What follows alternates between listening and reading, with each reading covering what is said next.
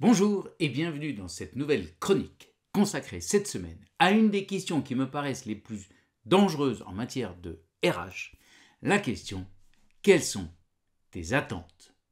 Je m'appelle Aurélien Daudet, bienvenue dans Révolution RH. Alors, ce mot d'attente, vous allez le retrouver dans plein de circonstances dans le rapport entre la RH et les collaborateurs. D'abord, le plus classique, c'est le RH ou la RH qui, dans un entretien avec un collaborateur ou un manager, lui demande « Et toi, quelles sont tes attentes pour, par exemple, l'année à venir ou pour la suite de ta carrière ?» Plus piégeux encore, quelles sont tes attentes? Qu'est-ce que tu attends de moi? Puis il y a les attentes, la RH qui, par exemple, va lancer un projet de formation et qui va dire les attentes de l'entreprise par rapport à ce projet, c'est, ou bien qui va dire aux prestataires présélectionnés, nos attendus par rapport à cette formation, c'est. Puis vous avez aussi, bien sûr, les RH qui se préoccupent des relations entre les managers et les collaborateurs, ou bien qui sont en charge de la marque employeur, de la culture d'une entreprise, et qui vont dire des phrases telles que les attentes des collaborateurs vis-à-vis des managers sont celles-ci, ou bien ce qu'on est en droit d'attendre dans une entreprise comme la nôtre, c'est. Bien sûr, ça n'est pas typique, encore moins exclusif des RH. Combien de fois est-ce que j'ai entendu des commerciaux me dire les attentes de nos clients, ou bien des managers d'ailleurs. Pensez aux hommes et aux femmes politiques qui disent en permanence ce que les Français attendent de nous. Et puis vous avez les managers qui, quand ils parlent à leur équipe ou à quelqu'un de leur équipe, disent ce que j'attends de toi, alors qu'il s'agit officiellement d'un entretien de recadrage. Ce qui se cache derrière tout ça, c'est une confusion beaucoup plus large entre des choses qui n'ont pourtant rien à voir. Les attentes, les besoins, les envies et la volonté, ce que je veux. Ça a l'air d'être un peu tout pareil, pas du tout. Par exemple, j'attends le bus, je suis là assis ou pas. J'ai besoin que le bus soit là, parce que je veux me rendre quelque part. J'ai envie qu'il soit là. Et enfin, je veux qu'il soit là. Je veux monter à bord. Dans tous les cas, dans ce cas du bus, mais comme dans la vie en entreprise, ce qui se passe, c'est que d'abord, il y a une montée en intensité. Entre l'attente jusqu'à la volonté, vous voyez bien qu'en passant par les besoins et les envies, il y a une montée en intensité. Ensuite, ce qui va se passer, c'est qu'il y a un changement, il y a une évolution aussi en termes de vision de la vie. Il y a une vision qui passe d'une vision assez passive, presque négative, jusqu'à une vision beaucoup plus active, beaucoup plus positive. Je subis la vie, les situations, les choses qui m'arrivent, j'attends que ça évolue, j'attends quelque chose, j'attends que ça change, jusqu'à je veux que ça bouge, et je vais donc probablement faire quelque chose. Dans le même ordre d'idées, et j'aurais pu faire une vidéo rien que là-dessus, je suis frappé de voir comment souvent on demande aux gens quels sont leurs problèmes, leurs difficultés, voire même pour faire chic leurs problématiques, au lieu de leur demander ce qu'ils veulent, ce dont ils ont envie, pas ce qu'ils souhaitent, ce qu'ils veulent. L'idée, c'est que si vous leur demandez d'abord vers où ils veulent aller, vous construisez avec eux, vous les aidez à réfléchir sur la cible. Ensuite, oui, bien sûr, on va réfléchir à « et du coup, on en est où aujourd'hui ?» Et enfin, troisième étape, on va faire le processus entre l'état actuel et l'état désiré. Mais si on commence par l'état actuel, le cerveau va fermer, et là encore, c'est une manière de rentrer dans la passivité plutôt que de rentrer dans l'action. Pourquoi est-ce qu'il est essentiel, vu de ma fenêtre, que les RH arrêtent de parler des attentes et accompagnent les personnes en face d'elles à passer dans un côté beaucoup plus actif? C'est parce que vous m'avez déjà entendu le dire d'ailleurs, moi mon ambition c'est d'aider les RH à passer d'une vision de support à une vision de pilotage. Ce que je veux c'est vous convaincre justement vous-même de changer votre vision des fonctions RH pour après arriver à transmettre au reste de l'entreprise que vous êtes bien là pour faire avancer l'entreprise dans une direction que vous aurez contribué à construire. Dans ce cadre-là, arrêter de parler des attentes, c'est permettre aux personnes en face de vous de sortir de la passivité. Et dans la passivité, en fait, il y a 4 manifestations classiques identifiées par l'analyse transactionnelle Quand je vais vous décrire ces 4 manifestations classiques de la passivité, il est possible que vous identifiez des comportements que vous avez régulièrement en face de vous. Et mon but, c'est que vous identifiez, que vous reliez ça à la passivité, et donc de changer vous-même dans quelle énergie vous arrivez et quels mots vous allez employer en face de ces personnes. Première manifestation de la passivité, finalement la plus classique, celle que naturellement nous aurions tendance à relier au mot de passivité, c'est l'abstention. La personne ne fait rien. Et donc quand vous allez lui demander quelles sont tes attentes, il y a des chances que la personne en face de vous réponde « je sais pas, je vois pas, faut voir ». Et en faisant ça, bien sûr, le risque, c'est que vous, en face, vous ayez envie de mettre trop d'énergie, que vous passiez en mode sauveur et que vous commenciez à dire des choses comme « Eh bien, est-ce que tu as pensé à ce que je peux te proposer ? Il me semble que ce que tu pourrais faire… » Deuxième manifestation de la passivité, la suradaptation. Vous allez lui demander à la personne quelles sont tes attentes et la personne va vous répondre avec les attentes d'autres personnes, avec les envies d'autres personnes. Par exemple, quelles sont tes attentes, Bertrand ? Écoute, moi, en fait, mon manager me disait que, alors c'est aussi par rapport à ma famille, par rapport à ce que dit ma femme, par rapport à ce que je dois faire au service de ma famille, ou bien, il semble que dans l'équipe, ce qui est important, c'est d'eux, il y a ce job-là, il y a ce rôle-là à prendre. Donc la personne, en fait, ne vous répond pas par ce qu'elle veut, elle, mais comment est-ce qu'elle va se mettre dans les envies des autres et comment elle va correspondre aux envies des autres. Donc là, bien évidemment, le risque, c'est qu'elle fasse ça et qu'elle revienne à un moment ou à un autre vous voir en étant insatisfaite parce qu'il y a peu de chances que ça corresponde exactement aux siennes. Donc le plus important, quand vous identifiez ça, cette suradaptation, c'est de l'écouter et de dire « Ok, j'entends bien que là, il s'agit des attentes de personnes autour de toi. Et toi, qu'est-ce que toi tu veux ?» Troisième manifestation de la passivité, après l'abstention et la suradaptation, c'est l'agitation.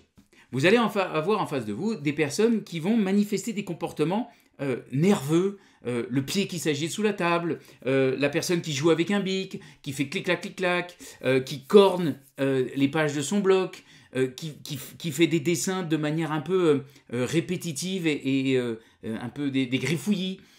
Donc il y a quelque chose comme les mains qui frottent aussi, les mains qui se serrent. Ce qui est intéressant quand vous êtes en face, c'est d'identifier que cette personne a une énergie qu'elle essaye de décharger au lieu de l'utiliser à son service. Et donc là, ce qui va être intéressant, c'est de lui dire par exemple, ça a l'air que là tu es nerveux, pose-toi et dis-moi ce que tu veux. Arrête de faire ça sous la table, pose tes pieds, dis-moi ce que tu veux. Et peut-être même d'expliquer ce qui est en train de se passer. Ça a l'air qu'en faisant ça, tu es en train d'évacuer quelque chose qui te déplaît. Dis-moi plutôt ce que tu veux. Quatrième et dernière manifestation de la passivité, les blocages ou les violences. Ça va vous paraître un peu étrange que je rattache ça à la passivité, parce que là, au contraire, vous allez avoir des comportements très, très visibles, avec des décharges d'énergie très fortes. Mais en fait, c'est bien de la passivité parce que ces décharges d'énergie ne sont pas au service de la personne. C'est souvent d'ailleurs une sorte d'escalade par rapport à ce que je viens de vous décrire, qui était l'agitation.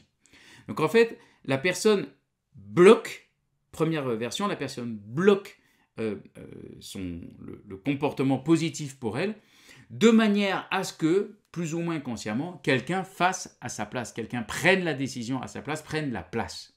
Donc vous allez avoir des affections somatiques, ça peut se manifester par des maux de tête, ça peut se manifester par des vertiges, ça peut se manifester par des mal-être général.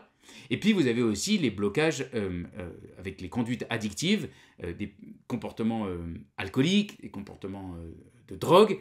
Tout ça, c'est des moyens de quitter la réalité et attendre que l'univers prenne des décisions à notre place. Et puis vous avez aussi, bien sûr, les comportements violents. J'ai eu l'occasion d'en parler il n'y a pas très longtemps avec une RH. Quelqu'un qui tape sur la table, quelqu'un qui se lève en poussant sa chaise fortement, quelqu'un qui sort d'une pièce en claquant une porte, c'est déjà de la violence. attention, vous devez bloquer ça tout de suite, arrêter ça tout de suite, le mettre en évidence tout de suite.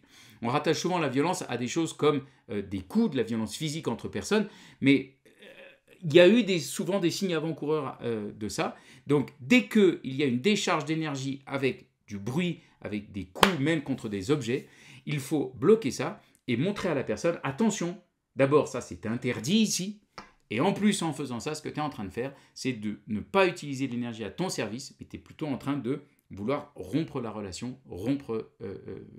sortir d'une impasse. Donc viens, revenons toi et moi, identifions où est-ce que se joue l'impasse, et je vais t'accompagner, nous allons réfléchir ensemble, tu vas trouver où est-ce que tu veux aller. Globalement, ce que je suis en train de vous décrire, c'est que pour aider les personnes à sortir de la passivité, il faut que vous-même, vous arrêtiez de leur parler de leurs attentes et que plutôt vous leur demandiez ce dont elles ont envie, ce qu'elles veulent. Ce dont elles ont envie, ce qu'elles veulent, en fonction de les personnes que vous avez en face de vous. Vous pouvez passer par l'envie pour aller après à ce que tu veux. Parfois, vous pourrez aller directement, tester, d'aller directement à « et donc ce que tu veux, c'est ». Pour cela, il va falloir nettoyer plusieurs choses chez vous. La première chose, j'ai régulièrement des personnes en face, dans les RH avec qui je travaille, qui me disent « Oui, mais Aurélien, tu sais, il y a vraiment certaines personnes qui ne savent pas ce qu'elles veulent. » Je vous assure, ça fait plus de 20 ans que je fais ce boulot, je vous assure que c'est faux. Les personnes savent ce qu'elles veulent, à condition qu'on leur laisse le temps d'y réfléchir. Donc c'est vraiment, vraiment important que justement, vous, en tant que RH, vous leur disiez « Ici, tu as le temps pour ça. Ici, c'est OK de ne pas savoir tout de suite. Ici, c'est OK de réfléchir. » Au lieu de justement jumper sur la première chose, d'aller trop vite, de se suradapter par rapport aux attentes des autres ou d'exploser. Vous voyez ? Donc, au contraire, mettre en place un espace dans lequel les personnes se sentent OK dans « je ne sais pas tout de suite, mais j'ai le droit d'y réfléchir », c'est la première chose pour les aider à sortir de la passivité. Donc, peut-être il va falloir passer par la case « envie », de quoi tu aurais envie, de quoi tu as envie, et puis ensuite passer à ce que tu veux. Éviter ce que tu souhaiterais, éviter ce que tu voudrais. Ça, souvent, les personnes vont faire des régressions quand elles étaient enfants, qu'elles n'avaient pas le droit de dire « je veux », et qu'elles avaient juste le droit de dire « je voudrais, j'aimerais bien ». Donc, insister vraiment sur ce que tu veux, c'est. Deuxième chose à nettoyer, c'est calmer votre envie, votre tendance à faire du sauvetage. La personne ne vous répond pas tout de suite. Résistez à la tentation de jumper dans l'espace et de dire moi ce que je pense c'est que ce qui serait bon pour toi ou je pense que ce que tu devrais faire, ce à quoi tu pourrais réfléchir. En fait, en faisant ça, même avec les meilleures intentions du monde, vous allez entretenir la passivité en face, surtout pour les personnes qui ont tendance à faire de l'abstention ou de la suradaptation. Elles vont vous faire « oui, ça doit être ça, ouais, t'as raison ». D'ailleurs, j'en profite, si quelqu'un vous dit « tu as raison », vérifiez et demandez-lui « est-ce que j'ai raison ou est-ce que tu es d'accord ?» Ça va aider la personne à se remettre en mouvement intérieur. Troisième chose à nettoyer par rapport à votre position de RH, peut-être qu'on vous a appris que vouloir, c'était la même chose qu'exiger. Pas du tout. On a le droit de dire « je veux » et la personne en face de nous a le droit de dire « non ». Il est possible que, encore une fois, vous ou la personne avec qui vous êtes en train de travailler va pas oser dire « je veux », va pas oser demander « qu'est-ce que tu veux ?» parce qu'on nous a appris que vouloir, c'est justement taper du poing sur la table et exiger. Donc peut-être que si vous arrivez et que vous voyez la personne dire « je ne sais pas ce que je veux », enfin « je veux, c'est fort quand même », ça c'est des choses que j'ai souvent, dites-lui « non, tu as tout à fait le droit de vouloir ici, avec moi c'est OK, et c'est pas parce que tu veux que moi je vais devoir me soumettre instantanément à ce que tu veux ». Mais c'est quand même beaucoup plus simple pour réfléchir, toi et moi, et définir un plan de marche efficace et à ton service. En conclusion, moi, mon but, c'est que les RH deviennent de vraies forces motrices et des vrais pilotes au sein des entreprises. Pour ça, pour mettre en musique, pour organiser, pour coordonner, ce sera beaucoup plus facile pour vous si en face de vous, les personnes vous disent ce qu'elles veulent et vers où elles ont envie d'aller. C'est plus facile d'organiser des énergies qui sont déjà en mouvement. Alors que si vous leur demandez quelles sont vos attentes, vous risquez d'avoir en face de vous plein de personnes immobiles, plein de poids morts, et que ça va être beaucoup plus difficile. Ça va vous demander à vous de mettre beaucoup plus d'énergie pour arriver à tirer tout le monde, à les porter sur vos dos. Donc, sortons de là, arrêtons de demander aux gens quelles sont leurs attentes et demandons-leur ce qu'ils veulent. Parce que c'est entre autres grâce à ça que, enfin, les RH deviendront puissantes. Et si la RH est puissante, alors l'entreprise sera puissante. Très bonne semaine.